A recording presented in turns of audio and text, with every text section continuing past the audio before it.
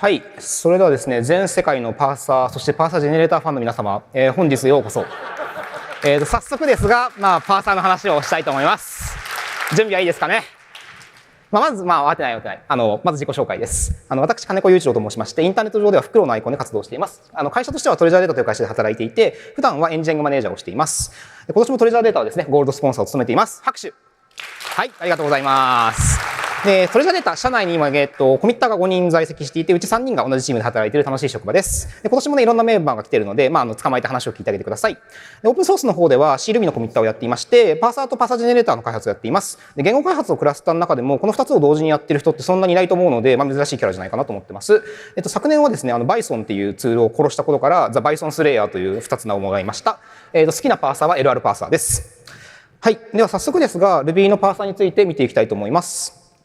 Ruby のパーサーって何かというと、それは入力されてきたスクリプトを受け取って、後続のためにAST というデータ構造を作るのがパーサーの役割ですね。Ruby は LALR パーサーという種類のパーサーを使っていて、去年までは Bison というツールがそのパーサーを作ってたんですけれど、今は Llama というツールがそれを作っています。で、パーサーの実装方法って大きく2つあって、1つはパーサージェネレーターを使う方法。もう1個は手書きパーサーといって、そういうツールを使わずにやる方法なんですね。Ruby は前者で、Llama というのを使って作っていますし、Bison とか AntLR っていうのを聞いたことある人いるんじゃないかなと思います。で、パーサーとパーサージェネレーターって何が違うんですかっていう質問をたまに受けるんですけれど、名前の通りパーサージェネレーターはパーサーを生成するツールです。バッカスナワ記法、つまり BNF などの記法で文法ファイルを書いて、そこからパーサーを作るのがパーサージェネレーターの役割です。で、これがその Ruby のパーサーの設定ファイル、パース Y の一部なんですけれど、ご覧のようにBNF で書いてあるので非常にわかりやすいし、そこに対応するロジックを書くっていう記述方法ですね。この例だと、例えば if 式っていうのは、中でその newIf っていう関数を呼んでいて、if ノードを作ってるっていうのがとても直感的にわかると思います。はい。で、今日はですね、グランドストラテジーという話なので、グランドストラテジー何かっていうのを見ていきたいと思うんですけれど、そもそもこのグランドストラテジーっていう単語は、要するに長期的な目標を達成するために今持っている資源とかをどういうふうに効率的に運用していくかっていう、ある種軍事用語なんですね。で、我々のじゃあ長期的な目標って何だったかっていう話をすると、それは大きく3つあって、1つは LSP をはじめとした各種ツールに便利な基盤を提供すること。もう一つはユニバーサルパーサーを提供すること。そして最後に Ruby の文法とパーサーがメンテナンス可能な状態を維持することっていうのが3つの目標になります。で、そのようなゴールに対して、どのようなアプローチを取るべきかというと、それは答えを先に言うと、LR パーサーとパーサージェネレーターをとにかく徹底的に使い倒していくことが必要です。で、なんで LR パーサーなのって思うかもしれません。例えば、他のパーサーじゃダメなのって思う人いるかもしれないんですけれど、LR パーサーって基本的にカバーできる言語の範囲が広いんですよね。あと、メジャーなアルゴリズムですと。あと、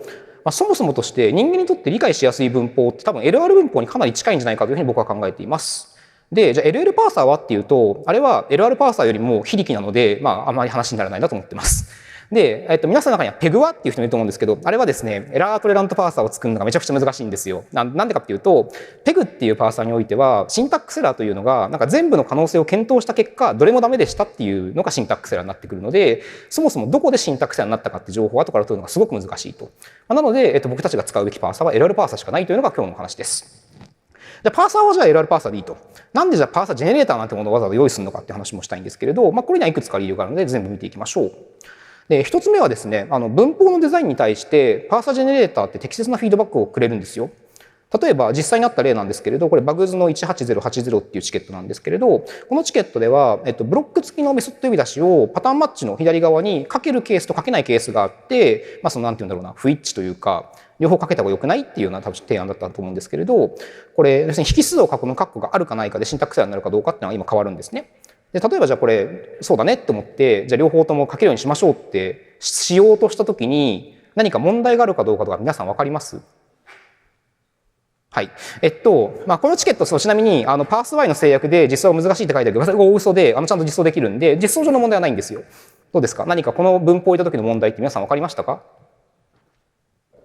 分かったよね。そう。どういけそう？この問題は、引数を括弧で囲んでるかどうか、ブロックがあるかどうか、パターンマッチングの記法がインなのか矢印なのかっていうパターン分けをして考えないといけないわけですよね。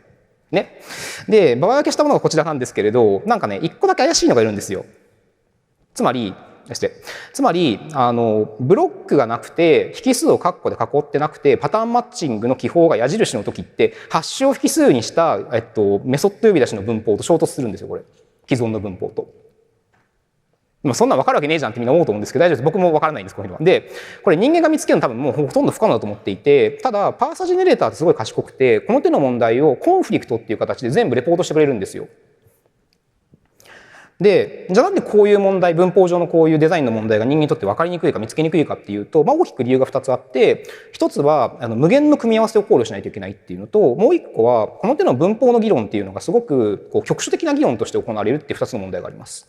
で、組み合わせの話をまずしておくと、さっきの例で言うと、その4つの要素の組み合わせを全部検討しなかったらいけなかったし、そのうち3つに至っては文法上省略可能な記法の話をしてるんですね。で、人間ってこの省略可能な記法とかってやっぱすぐ忘れるんですよ。で、あと文法ってそもそもいろんなものをいろんなルールをグループ化したものであって、そのグループがさらに他のグループに属したりするんですね。例えば arg っていうルールは、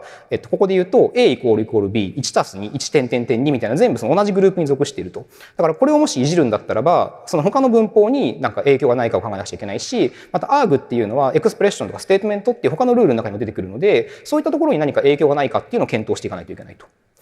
で、今回のチケットもそうだったんですけれど、文法の議論ってすごくシンプルな例をもとにして、この書き方がいい悪いみたいな議論をすることが多いですと。で、同時にパーサーの実装っていうのも、そのパーツを組み合わせて作っていくようななんていうの、部品を組み上げていくような感じの実装になることが多くて、パーサージェネレーターの場合であれば、BNF で記述するから各ルールっていうのはいっぱい並んでくるし、手書きパーサーの場合でも、パーサー、例えばパースパターンマッチングとか、パースアーギュメントといったその関数っていうのを個別に書いていって、それが呼び出しを行うような感じで実装していくことになりますと。で、その議論とか実装が局所化されてるってのはすごくいいことで、これ困難は分割せよってやつなんですけれど、こんな風に分割していかないと、とてもじゃないけど複雑すぎて議論できないし実装できないんですけれど、一方でその局所化したものがちゃんと全体としてまともに動くのかとかっていうのをチェックしていかないと、さっきみたいな問題が起きますと。で、パーサージェネレーターっていうのは、そのコンフリクトという形でそういったものを、チェックして検出してくれるんですけれど、手書きパーサーの場合はそういう機構は全くないので、人間が頑張って完璧にこなすしかないと。この辺が多分きついところだと僕は思ってます。で、Ruby という言語は皆さんご存知の通り、変化する言語なんですよ。新しい文法が足せることもあれば、何かそのアイデアがあって、既存の文法がちょっと変わりましたみたいなこともありますと。そういった時に、計算機科学の助けを借りないで人間が頑張って一貫性を担保していくっていうのは無理な話で、その意味でパーサージェネレーターっていうのは新しく入れたい文法とかに対して、チェッカーであるとかリンターのような働きをすることで、文法のデザインに対して変更やフィードバックをくれるっていういい機能がありますと。ちょっと長くなりましたが、じゃあ2点目です。BNF がいかに強力かっていう話をしたいんですけれど、これはprism.c からパースコンディショナル、つまり if とかをパースする部分の関数を取ってきました。で、手書きパーサーなので、こういったふうに C のコードがバラバラっと並んでますと。で、こっちがパース Y なんですね。BNF とほんのちょっとだけ C のコードが書かれていて、対応する行数がこれ一桁違うんですよ。いかに BNF が強力かっていう話だと思います。で、パース Y であれば、構文解析とそうじゃないロジックって全部分離されて書かれているので、見通しがいいんですけれど、手書きパーサーって構文解析の処理とそれ以外、例えばそのノードを作る処理とか、みたいなものが全部一つの関数に混ざってくるので、ちょっと見通しが悪くなりがちっていうのがありますと。で、3つ目ですが、パーサージェネレーターを使っているご利益って、そのパーサーは文法に必ず従うんですよ。一方で、手書きパーサーって文法がパーサーの実装に従うんですよ。これ何を言ってるかっていうと、例えば、このコードを実行すると、多分今、結果が違うはずなんですよ。パース Y とプリズムで。で、具体的にはこれ、放置されているレスキューと放置されている if をどういうふうにそのつなぎ合わせるかっていうところの、あれがずれてるんですけれど、例えばこういった問題が発生したときに、パーサージェネレーターをもし使っていれば、それは文法からパーサーを作ってるから、文法に関して議論をすればいい。そういうのは分かりやすい、分かりにくい、こういう文法は嫌だ、良い、みたいな議論をすればいいけれど、手書きパーサーの場合って、その、パーサーがパースできるものが文法なので、このような問題が起きたときに、パーサーの実装が間違っているのか、文法側の問題なのかっていうのが区別つかなくなってくるという問題がありますと。で、4つ目なんですけれど、LR パーサーのいいところは、形式言語とかオートマトンといった既存のコンピュータサイエンスを元にした技術になっていて、それらの理論を学ぶための本って無数にありますし、大学の講義なんかでもカバーされています。でこれは自宅にあった関連書籍なんですけれど、こんなにいっぱいはなくても、皆さんもきっとパーサーとか構文解析に興味があれば、何かしら一冊ぐらいはお家にあるんじゃないかなと思います。で、コンピュータサイエンスに支えられているってことは、当然その研究成果が論文として広く共有されてますし、そういった先端の論文だけじゃなくても、例えばこれから LR パーサーを勉強したいなっていう人向けに、優れた入門書とかスライド、もしくはブログ記事も書かれていて、一番上の僕の書いたブログ、おそらく今世界で最も分かりやすい LR パーサーの記事なので、もし今日発表を聞いてね、LR パーサーに興味があった人はこのあたりから始めてもらうといいんじゃないかなと思っています。で、ちょっと簡単に LR パーサーの歴史を振り返っておくと、LR パーサーって1965年に発明されたツールで、Ruby を含めていろんな言語で使われてるんですけれど、2000年代からちょっと10年間ぐらい下火になっていました。で、ところがですね、2020年になると、いろんな論文がまた発見されてきて、例えば昨年の Ruby 会議では The Future Vision of Ruby Parser という発表があったりとかですね、Bison を置き換えるパーサージェネレーターが誕生したりですね、LR パーサー元年だったんじゃないかなと思っていますと。で、そして今年この発表につながっているわけですね。で、リャマについてもちょっと話をしておきたくて、リャマっていうのはRuby で書かれた LR パーサージェネレーターで、YAC とか Bison っていったツールの系譜を受け継いでいるということで、4本足の動物からリャマという名前にしましたが、LR パーサージェネレーターなので、僕は LL と綴りたくないので、LR と綴っています。で、今の Ruby3.3 からは Bison じゃなくてリャマを使ってパーサーを作ってますって話ですね。じゃあなんで Bison じゃダメだったのって話を振り返ってみると、新しいパーサージェネレーターがなぜ必要かというのは、その Bison って Ruby の文法を扱うにはちょっとね、機能がいろいろ足らないんですよ。で、じゃあ Bison に機能を足そうっていうと、それはそれでいろいろ問題があって、Ruby をビルドする環境の Bison にみんな依存しているので、新しい機能を作ったところでもすぐにそれが使えなかったりとか、あとは Bison の環境依存があるので、例えば Ruby のリリース直前にビルドシステム上の Bison のバージョンが突然変わって何もしてないのにテストが壊れたみたいなことが昔あったりとか、あと Windows 環境に多分 Bison3 系を入れるのがそんなに確か簡単じゃなかったはずで、そういった理由からリャマというのを作りましたと。でちなみにリャマはですね、今年16回の福岡 Ruby 大賞で優秀賞をいただきました。ありがとうございます。はい。じゃあ一旦まとめましょう。グランドストラテジーというのは長期的な目的とそれをどう達成するかという2つの要素からなりましたと。で目的は3つあって、LSP、ユニバーサルパーサー、そしてメンテナンス性と。でその目的のために最も適しているアプローチが、LR パーサージェネレーターと、LR パーサーとパーサージェネレーターなわけですね。でこれまでの Bison の弱点を補うためにリャマというのを今作ってますという話でした。はい、じゃあゴールも分かったので、じゃあ今後どういうそのゴールを達成するために具体的なマイルストーンがあるかというのを見ていきたいと思います。はい。で、まずは LSP をはじめとしたツールの話をしたいと思うんですけど、LSP、タイププルーフ、ロボコップなど、様々な Ruby コードを解析するツールがあるんですけれど、それらは全部パーサーの作り出してくる AST というものをベースに解析を行います。でそういったもののために使いやすい AST を提供する必要があるっていうのは一つの目標です。で、AST ってもともと Ruby の内部的な構造なので、あんまりそのツールから使われることを想定したようなデザインになってない。つまり、いくつかのノードはあんまり直感的じゃない構造をしていたりとか、あとは位置情報は特にそうなんですけれど、足らないものは結構あるんですね。こういったものをちゃんときれいにしていく必要があると。で、それと同時に CRuby って昔は AST を直接そのトラバースし実行していたので、AST レベルでの最適化っていうのは結構入ってるんですよ。だから、AST を取り出してくるとなんか全然元のテキストと構造が違ったりするみたいなのがあって、こういうのを消さなくちゃいけない。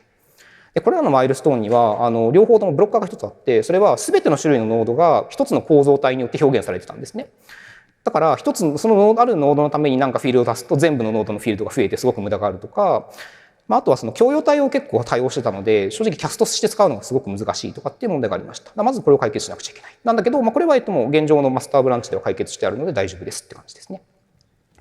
あとはその生成するノード以外にもエラトレラントパーサーって機能が必要で、入力中の文法的に正しくないものでもパースしてほしいっていうのが最近すごく多いんですよ。例えばLSP とかを考えると、この状態でも保管したいからちゃんと構文義が欲しいよみたいなことがあると。で、これに対しては昨年も話したんですけど CPCT プラスってアルゴリズムを実装するっていうので対応できます。で、これはすごいざっくり言うと、シンタックスエラーになった時に何か他のトークンをいくつか補うと、なんかちゃんとそこが元通りになるというか、正しい文法になるような組み合わせを見つけるっていうようなアルゴリズムですね。これは内部的に LR パーサーがオートマトンを利用しているってことをかなりうまく有効に活用している、良いアプローチだなと思ってます。で、エラートレラントパーサーがいろいろあるんですけれども、ちょっと今回は発祥させてもらいますと。というわけで、3つの大きな目標がある中で、今話した話を追加すると、大体こんな感じのロードマップが見えてくると。まだまだ全然白いところがいっぱいあるなって感じですね。はい。では、メンテナンス性について次話をしていきたいんですけれど、冒頭でその LR パーサーとかパーサージェネレーターが非常に持続的なメンテナンス性を考えたときに不可欠だって言ったんですけれど、ところがパース Y って多分皆さん聞いたことあると思うんですけど、悪魔城って言ってる人がいたりとか、魔境っていう人がいたりとか、地獄とかいう人もいたりするんだけど、なんかね、僕の思ってたのと違うわけですよ、これ。乖離があるなんか。で、何でこんなことが起きるのかなって、ちょっと考えたんですよ。例えば形式言語も俺は勉強したぞ、オートマトも詳しいぞ、ちょっとわかるぞみたいな人がパース Y に挑んだとしましょうと。こんだけいろいろね、勉強してればいい勝負できると思うじゃないですか。できるわけないんですよ。なんでかっていうと、理論、その LR パーサーの理論がカバーしているものとパース Y には結構な隔たりがあって、僕これ5つの約差だと思ってるんですけれど、LR パーサーって1個、そのうちの1個でしかないんですね。だから残りの4つを何とかしなくちゃいけない。で、そのじゃあ、要するに教科書で学べる知識と実際のパース Y のギャップっていうのがあるんですけれど、それをどうやって埋めていくかっていう話をちょっとしたいと思います。で、それには大きく2つの方法が必要で、1つは、パース Y をより宣言的な記述ができるようにしていくことと、もう1個はパース Y の表現力を高めていく必要があると思っています。で、宣言的って何かっていう話をすると、まずこれ自体がまた2つの目標に分けられて、1つはレクサーの状態を構文規則上で管理できるようにする必要がありますと。もう1個はパーサーとレクサーを統合する必要がありますと。この2つのアプローチを使うことで、意味解析の部分とレックスステートっていう問題に対して僕たちは戦うことができると。例えば、パース Y のファイルを開いたときに、こういうようなコードになっていれば、これは非常に簡単で、クラス定義のルールがあって、クラスノードを作ってるってのは誰もわかると思うんですよ。ところがね、現実っていうのは結構厳しくて、なんかいろいろ書いてあるんですよ、いろんなことに。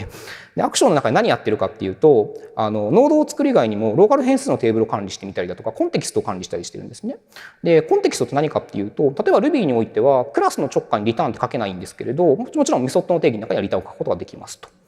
で、こういったものをパーサー側で実現するために、今の Ruby のそのパーサーっていうのは、今自分がクラスの中にいるのか、それとも Def の中にいるのかみたいなことを、管理して回ってるんですよ。で、こういったコンテキストって、例えばクラス定義とかそのメソッド定義っていう一つのスコープの中で有効な話なので、つまりこれはスタックを使ってプッシュとポップの操作だけで管理できるはずだと。ということは、同じように、これは文法定義のルールに埋め込むことが可能じゃないですか。今こういった、シンタックスを入れたいなと思って、今ちょっと開発をしていますって感じですね。で、レックスステート。こちらはですね、通常レクサーはステートを皆さん持たないと思うんですけれど、Ruby のレクサーには当然ステートがあって、それもなんか13個ぐらいビットがあるんですよね。これ見てると。かわいいですね。で、多くの場合、レクサーっていうのは長いトークンをマッチするように判定して動いていきます。例えば、その Ruby にはバー1本の記号とバー2本の記号っていうのがあるんですけれど、長い方からチェックしてあげないと、絶対にバー2本のトークンなんか作れないので、こういう挙動をすると。だけど、例外が世の中にやっぱあるわけで、例えばこのブロック引数を囲んでいるバーの引数の部分が省略されているやつ。これは2つのバーで1個のトークンってやってほしくないんですよ。1つのバーが2つのトークンなんですよ、ここは。でもさっき言った通り最長マッチしちゃうとここはうまくいかないと。でどうやってるかっていうと、これレックスステートってやつがいて、こいつが状態を見てバーが2つなんだけど1個ずつ切り出すモードみたいに動くわけですよ。ひどい話ですね、全く。で、レックスステートこれここだけだったらいいんですけど、こういうのが無数に埋め込まれていて、正直全体像を把握するのが普通の人間には多分できないような状態に正直なっていると思ってますと。ところがこれ、レックスステートって別にこんなわざわざデベロッパーがやらなくても、パーサーとレクサーのコミュニケーションなんだから、うまくやる方法ってあると思いますね。つまり、パーサーって今自分が do まで読んだって知ってるじゃないですか。で、do の後には2本のバーのトークンなんか来ないことも知ってるんですよ、当然。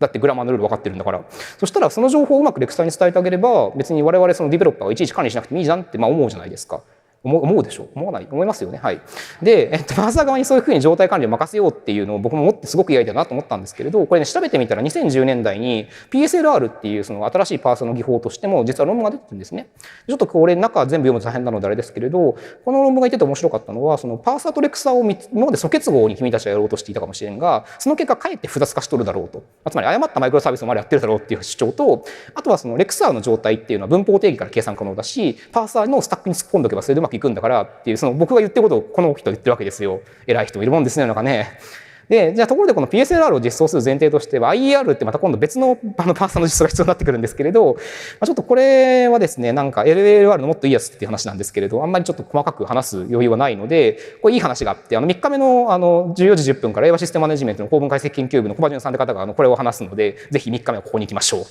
で、次の問題に行きます。BNF があまりにもプリミティブだっていう問題があって、これはパース Y の表現力を高めていくしかありません。プリミティブって何かっていうと、例えば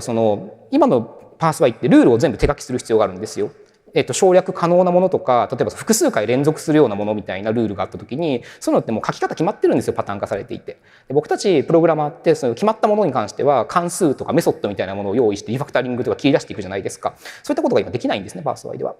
で、この問題を解決するためにはパラメタライジングルールっていうものが必要で、これはパーサージェネレーターにもし詳しい方だったら多分オキャムルのメイン比になるあれですよって言うと分かると思うんですけれど、こちらもちょっと細かく話す時間は今日ないので、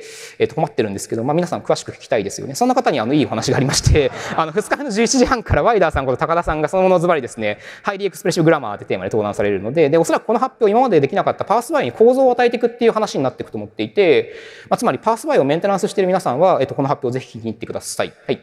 で、最後はリッパーってやつがいて、これまた大変なんですけど、これアーキテクチャを一から見直す必要が実はあって、なんだけど、これ話し出すとおそらく15分かかっちゃうので、これは明日の LT で僕がお話しします。はい。で、ここまでの話から分かるように、Llaman にいろんな機能を追加していく必要があると。ってことは、Llaman の自体の文法を拡張していく必要があると。ところで、文法を拡張していくときに最も優れたアプローチって何でしたっけ？そうですよね。これパーサージェネレーターを使うことなんですよ。というわけで、Llaman 自身のパーサーを手書きパーサーから RSCC に置き換えるっていう仕事が必要なんですけど、これは去年、小葉淳さんって方がやってくれたんで、もう完了してますって話です。ちょっと長くなってきたので一旦まとめますが、パース Y には LR パーサー以外の要素が結構ふんだんに入っていて、そのため既存の勉強してきた知識だけではちょっとパース Y をメンテすることができないっていう状態になってたんですけれど、諦める必要は全然なくて、ちゃんとそれぞれ論理的な背景を持ったアプローチを当てていくことによって、この5つのボスを全部倒すことができるのは知ってるので、皆さん実装頑張りましょう。って感じですね。で、ここまでの状況をまた地図にプロットしてあげるとこんな感じ。最後の下の方の紫の部分っていうのは、2つのマイルストーン両方から必要な機能なので、色を変えてます。で、こうやって見てみると、だいぶこの1年間でベースとなる部分が作れてきたなって気がしてます。で、さらに大事なことに、僕は今まで一人でずっとこの暗い夜道を歩いてたわけですけれど、気がついたらパース Y の森の中に、ワイダーさんと小葉淳さんって方がいて、仲間が増えた。これいい話ですねっていうのがここにいました。はい。じゃあ最後じゃなくて、続いてユニバーサルパーサーの話をします。ユニバーサルパーサーって何かっていうのをおさらいしておくと、これは MRuby とか他の Ruby 実装から Ruby のパーサーを使いたいってやつなんですね。つまり Ruby のパーサー実装複雑なので、できればお前のところでメンテしてくれよっていうのをみんな言ってくると。で、これなんでできないかっていうと、去年も話したんですけれど、Ruby のパーサー自体が Ruby のいろんな機能を使ってます。例えば GC 使ってたりとか、ストリングクラス使ってたりとか、アレを使ってたりしますと。で、こういったものへの依存を消さないと、他の実装から使うときに CRuby が丸々必要ですってなっちゃうと、ちょっとこれは都合が悪いと。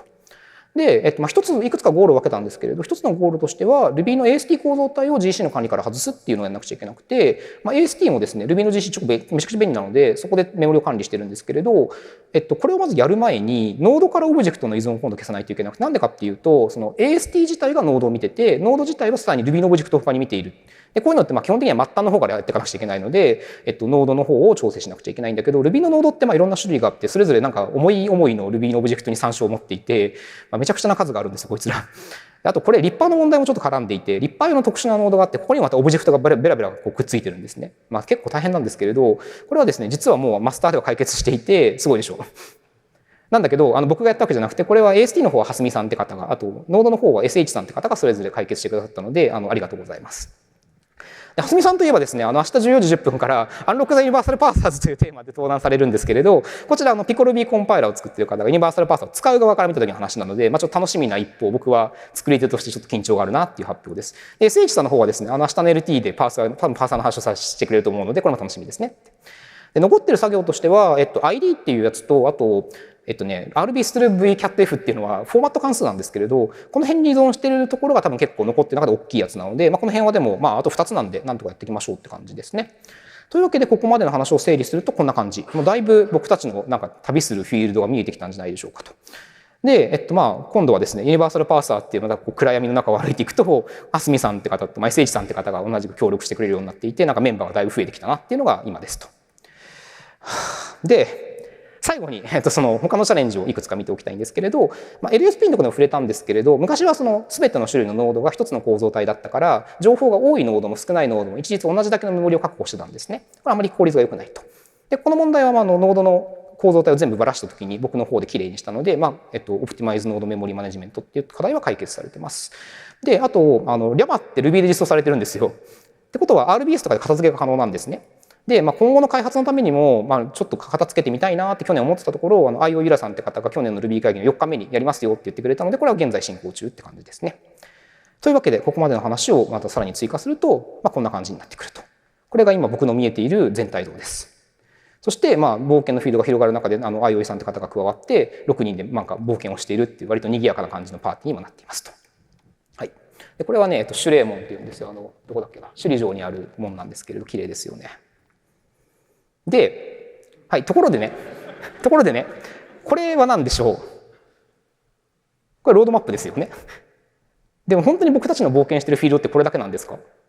て思うじゃないですか、やっぱり。で、我々が今ユニバーサルパーサーと呼んでるものって、C で実装したパーサーを各言語からいろんな方法で呼び出すってアプローチを取ってるわけですよ。でももしね、このように本当のユニバーサルパーサーというのがもしあるとすれば、それはおそらく文法定義から各言語向けにパーサーを生成する子なんじゃないかと思っていますと。で、これなんか別におとぎ話でも何でもなくて、一つの応用例として、例えば Ruby の今ビルド時に Ruby ファイルから RBInc っていう C ファイルを生成している箇所があるんですけれど、ここベース Ruby に依存してるからあんまり新しいシンタクスが使えないんですね。で、ここで新しいシンタクス使いたいぜって結構元気な人たちが何人かいて、例えば Llama が Ruby 実装のパーサーを吐けるんであれば、これは実現可能になりますと。こういったちゃんとご利益がある話なんですね。で、そのために何が必要かっていうと、今はそのアクションの部分に C 言語で、コードを書いてるんですけれど、これを特定のプログラミング言語から独立した、シンプルな新しい言語によって置き換える必要があると。そしてそれをトランスパイルしていくっていうのが多分今後必要になるんじゃないかなと思っています。なんかパーサージェネレーターのことで考えたはずなんだけど、気がついたら新しいプログラミング言語を実装することになっていて困ってるんですけれど、こういう話も将来的にあると思っています。で、他にもこれ恩恵があって、例えば今だとタグっていう形でセマンティックバリューの型を指定しないといけないんですけれど、この例なんかだと例えばテイルの型が何かっていうのは推論できるんですよ、正直言うと。であれば推論してくれるものは推論させればいいので機械に、型推論みたいな機能も今後実装していく必要があるのかなみたいなことを考えてたりします。はい。ではそうですね、いよいよまとめに入ります。で、今回はですね、The Grand Strategy of Ruby Parser という話をしてきました。で、Ruby のパーサーには3つの目標があって、ASP にツールを提供することと、ユニバーサルパーサーを提供すること、そして Ruby の文法とパーサーがメンテナンス可能な状態を維持し続けることっていう3つの課題があったんですけれど、これを解決する最もいい方法は、僕は LR パーサーとパーサージェネレーターを使っていくことだと思っていますと。で、これはですね、ちょっと最近思いついたので書いたんですけれど、パーサージェネレーターを用いた言語の開発ってどんな感じなのかって皆さん多分あんまりイメージつかないと思うのでお話しておきたいんですけど、左側の方で言語デザイナーっていう人は基本的に文法のデザインをやっぱりしたい。そこに集中したいと。で、パーサージェネレーターにそれを食べさせると、さっき言ったコンフリクトのようないろんなフィードバックが得られると。で、文法さえ決まってしまえばジェネレーターなのでそこから自動でパーサーは手に入ると。で、一方でパーサーの実装の方を見ていくと、エラートレラントパーサーのそのアルゴリズムの話だとか、パーサー自体のアルゴリズムの話だとか、データ構造みたいなそういう内部的なものっていうのは、完全に右側の方に隔離されているので、例えば Ruby 本体の開発からは、独立して行うことができますと。そうすることによって、ジェネレーターと文法の開発が完全に独立して、進化していくことができますと。つまり、それぞれの人たちがそれぞれやるべきことに集中できる。だから、あんだけメンバーがいても、今のところ破綻してないみたいな話ですね。はい。で、今日のお話は3つの大きな目標があるというところからスタートをしました。で、徐々に明らかになってきた、今見えているロードマップっていうのはこういう全体像をしていました。で、これにはマイルストーンがいろいろあって、マイルストーンできたものに、緑のチェックボックス、やってるものに対して筋肉マークをつけてみると、だいぶ1年間でいいところまで来たんじゃないかなと思っています。で、さらに誰が何をやってるのかプロットしてみると、なんかいろんな人がやっていて、僕以外の人がやってる領域のがもう多いんですよ、トータルで見ると今。正直 Ruby 会議2023の時にはこんな1年でこんなことになると全く思ってなかったので、皆さんご協力ありがとうございます。で、じゃあ、Ruby3.4 でお前何やんねんって話が多分あると思うんですけれど、Ruby3.4 ではユニバーサルパーサーを完成させて、より良いエラートレラントパーサーを実装して、あとはプリズムインターフェースの互換レイヤーを用意しようかなと思っています。楽しみにしててください。で、まだまだですね、LSP の部分のマイルストーンとか、あと、プリズムインターフェースの話、今日初めてしたので、こういったところでは、僕もまだ手を動かせてないし、皆さんの協力がまだまだ必要なので、もし、我こそはという人がいたら、またお話ししましょう。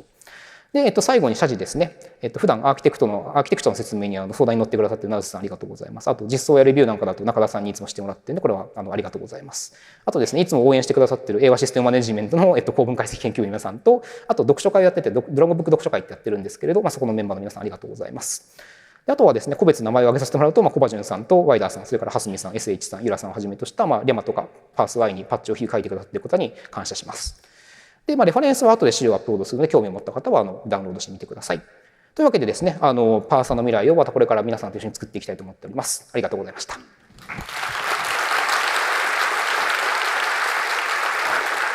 大丈